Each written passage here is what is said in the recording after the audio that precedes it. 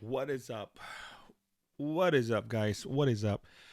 All right, so I wanna have a quick conversation about new players. I want to make a video, somewhat of a guide to all the new players coming in because Watsy, they're trying to get into all of these new IPs, trying to introduce Magic to more new players, trying to get rid of all the oldies, right?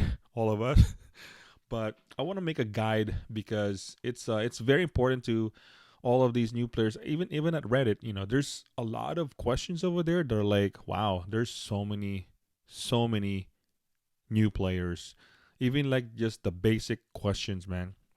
So I want to make a video and just like a quick conversation and let me see what you guys think. Leaving a question in the comments. But all right, so we're gonna go start and I have a couple notes over here. So basically, there's introducing Magic to new players is more of like there's players, collectors, investors, and dealers, and I want to really focus on if you're a new player. I would definitely, hands down, just stay playing and collecting, man.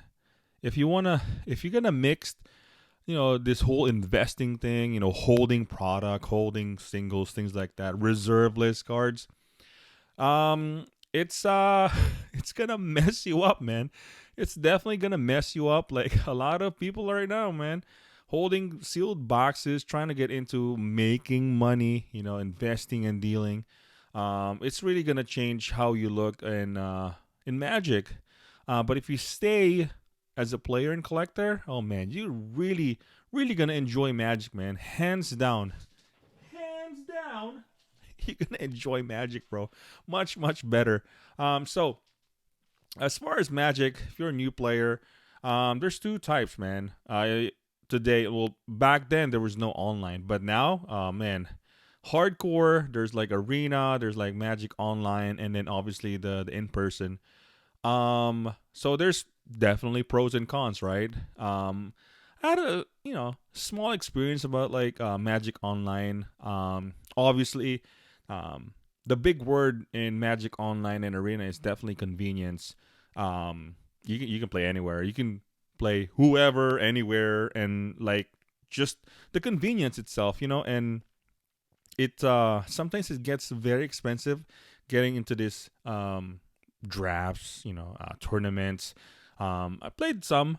Um, yeah, it's good, but growing up, and this is like the pros on like playing it in person is definitely the interaction with other players. You can enjoy traveling. You can enjoy opening packs.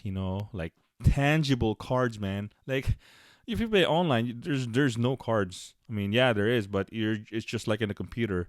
But like opening packs, buying boxes, enjoying, pulling, things like that, enjoying traveling, competing, things like that. Um, and and like I said, that's the pros and cons in like both of them, playing online and in person.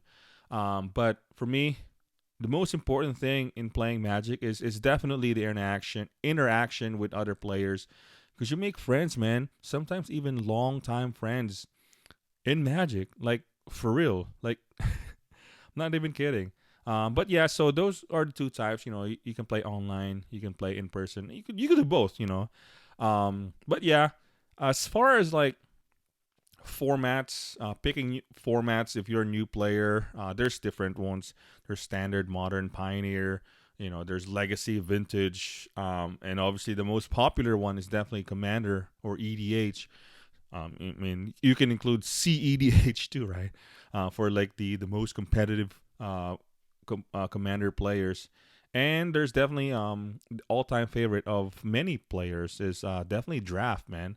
I think I think that's probably why they made Jumpstart because I kid you not, if you're a new player, hands down, definitely the format for you is definitely standard because new cards, new set. You can understand all the, arena. You can really enjoy and learn how to play Magic properly in the new cards.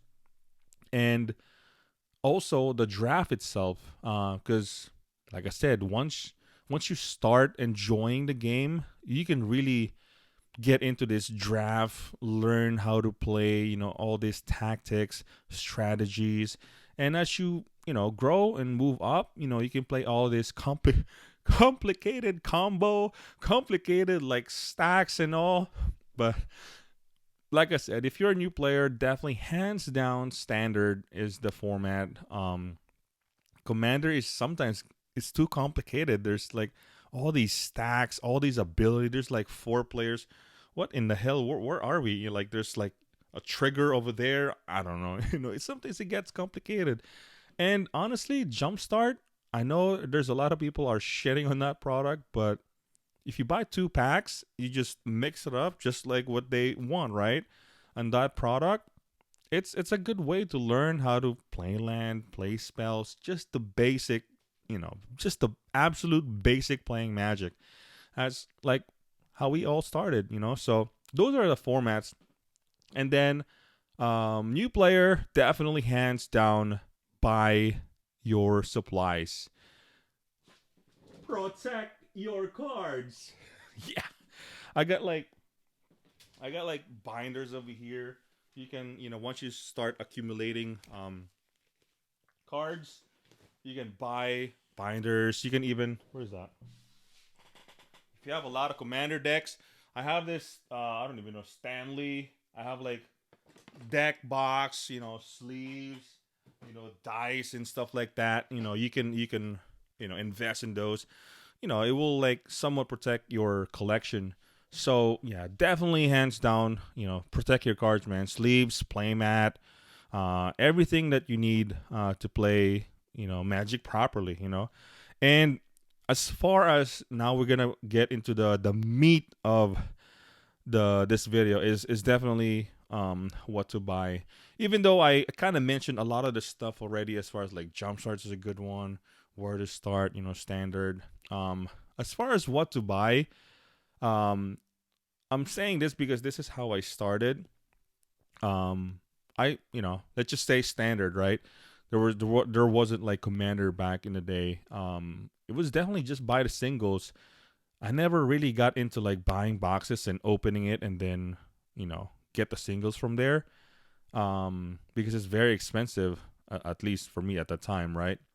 I usually just like buy the singles, and um, I guess right now you can the easiest way to get into all these commander decks is buy the sealed commander deck.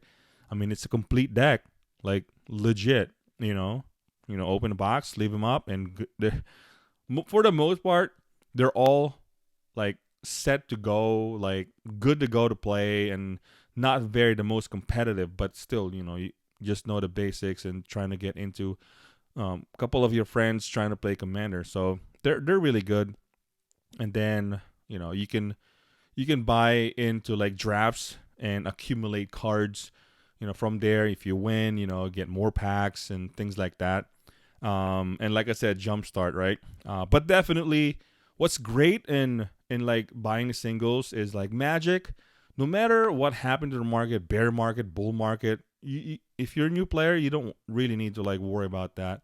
But the biggest thing is Magic will always have value, regardless of, I don't know, like let's just say I have like a card over here. I don't know. Orcish Lumberjack from Ice Age. So it's a good card, man. 1/1 for one. Um, there will always have value, regardless of commons and commons, rares. They will always have value, and as you build collections, right? No matter if you're drafting, you're competing, winning, getting money off of like your winnings, things like that, right? You can start, buying more, like the stuff that you need. All, keep the staples, the playables, and definitely you can trade, you can buy some of the cards, and we're really getting into like the more in depth of like as you progress as a player.